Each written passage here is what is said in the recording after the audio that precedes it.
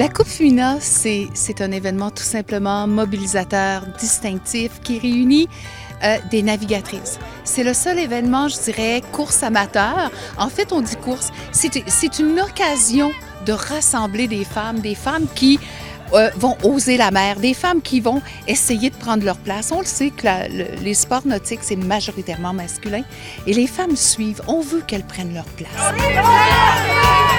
C'est la deuxième fois que tu es porte-parole pour cet événement-là. Pourquoi tu as eu le coup de cœur pour la Coupe Femina? Bien, j'ai eu le coup de cœur parce que c'est unique. C'est un rassemblement féminin. Cette année, on est plus de 185, on est 187 inscriptions et ça continue de rentrer. Et je trouve que c'est tellement inspirant l'année passée, quand j'ai vu toutes ces femmes-là réunies avec un chandail rose, il y avait quelque chose de...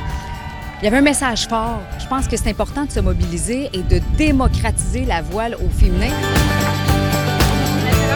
Quand on s'imagine la voile, on a l'impression que c'est quelque chose de compliqué, qui demande énormément de connaissances, que c'est pas accessible à tout le monde, mais ça, c'est faux. En fait, c'est accessible. La meilleure façon de faire, c'est de suivre des cours. Alors, c'est de partir tranquillement, puis pas viser trop haut, trop vite. Prendre le temps d'embarquer sur le bateau, prendre le temps d'apprendre, d'apprivoiser, de développer les réflexes, développer ses connaissances, puis d'y aller étape par étape.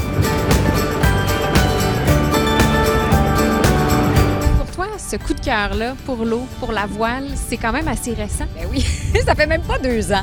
Mon chum est arrivé avec cette idée-là, « Hey, on devrait commencer à faire de la voile. » Là, sur le coup, j'ai dit, ben pourquoi pas? On avait fait déjà une sortie avec le voilier d'un ami sur l'eau. Une journée m'avait paru une semaine. À la fin, là, je me disais, waouh, on a été partis, là, même pas 48 heures. J'ai l'impression d'être parti une semaine. Ça m'a fait complètement décrocher. Depuis 1 an, on est passé de néophyte à on navigue, on a un bateau aux Bahamas. Fait qu'on a plongé dedans, la tête première. J'ai pris des formations et je suis en formation toute la semaine ici avec Formation Nautique Québec.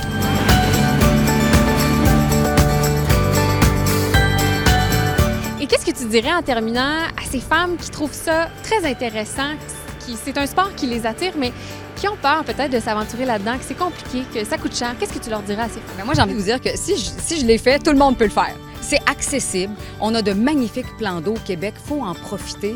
Allez voir sur le site Coupe Femina. Vous allez avoir les informations. Formation Nautique Québec. Il y a des formations qui se donnent aussi un peu partout à travers la province.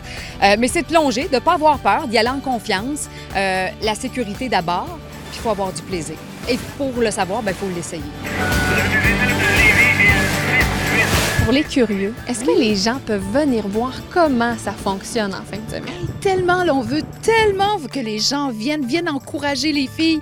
Parce que déjà, qu'elles soient là, c'est émouvant pour elles. C'est dans l'estomac, les papillons sont là, mais de voir les gens qui sont derrière elles, là, ça va être tout simplement extraordinaire. Elles partent d'ici, elles vont jusqu'à Cap-Rouge, la baie de Beauport. Alors, tout le long de la piste cyclable, on peut les voir, mais particulièrement le départ ici et l'arrivée, c'est quelque chose.